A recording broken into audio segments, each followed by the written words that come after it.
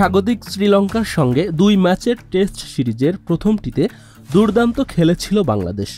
প্রথম টেস্ট জয়ের সম্ভাবনাও জাগিয়েছিল টাইগাররা, তবে শেষ পর্যন্ত ড্র হয় ম্যাচটি। দ্বিতীয় ম্যাচে বাংলাদেশকে হারিয়েছে ইনিংস ও ৭৮ রানে, তাতে ১-০তে সিরিজ নিজেদের করে নিয়েছে শ্রীলঙ্কা।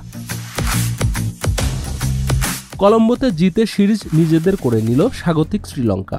ম্যাচ ও সিরিজ সেরা হয়েছেন ওপেনার পাথুম নিশাঙ্কা। ২১১ রানে পিছিয়ে থেকে দ্বিতীয়বার ব্যাটিং করতে নেমে বাংলাদেশ অল আউট হয় ১৩৩ রানে। গতকাল ৬ উইকেটে ১১৫ রান তোলার পর আজ সকালে বাংলাদেশের ইনিংস ৬ ওভারও টেকেনি, আর মাত্র ১৮ রান যোগ করতেই ৪ উইকেট হারিয়েছে টাইগাররা। দ্বিতীয় ম্যাচে কলম্বোর সিংহলজি স্পোর্টস ক্লাব মাঠে টস জিতে শুরুতে ব্যাট করতে নেমে ২৪৭ রানের বেশি করতে পারেনি বাংলাদেশ।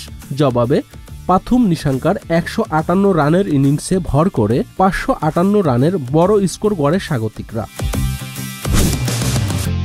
২১১ রানে পিছিয়ে থেকে দ্বিতীয় ইনিংসেও ঘুরে দাঁড়াতে পারেনি বাংলাদেশ। ব্যাট করতে নেমে শুরু থেকেই ভুগে অধিনায়ক নাজমুল হোসেন শান্তর দল। গলে ২ ইনিংসে ব্যর্থ ছিলেন এনামুল হক বিজয়। কলম্বোতেও ব্যর্থতার বৃত্ত ভাঙতে পারেননি তিনি। ওপেন করতে নেমে অনেকটাই ওয়ানডে মেজাজে ব্যাট করার চেষ্টা করেন বিজয়, তাতে কিছু বাউন্ডারি পেলেও আত্মবিশ্বাস ফিরে পাননি। ১৯ রান করে বিজয় ফেরায় ভাঙে ৩১ রানের উদ্বোধনী জুটি। বিজয়ের ৩ বল পরেই ফেরেন আরেক ওপেনার সাদনাম। ৩-এ নামা মুমিনুল হকও ব্যর্থ ছিলেন। ১৫ রানের বেশি করতে পারেননি এই অভিজ্ঞ ব্যাটার। টপ অর্ডার ব্যর্থতার পর আশা দেখিয়েও পথ দেখাতে পারেনি মিডল অর্ডার ব্যাটাররা।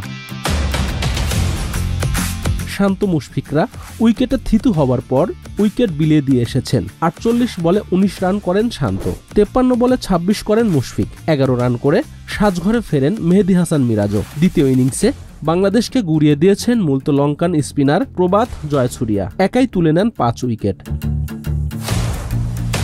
টেস্ট সিরিজ শেষে এখন ওয়ানডের লড়াইয়ে নামার অপেক্ষা। ৩ ম্যাচ সিরিজে প্রথমটি হবে আগামী বুধবার একই মাঠ কলম্বোয়। Nasir Uddin, news flash 71, Dhaka.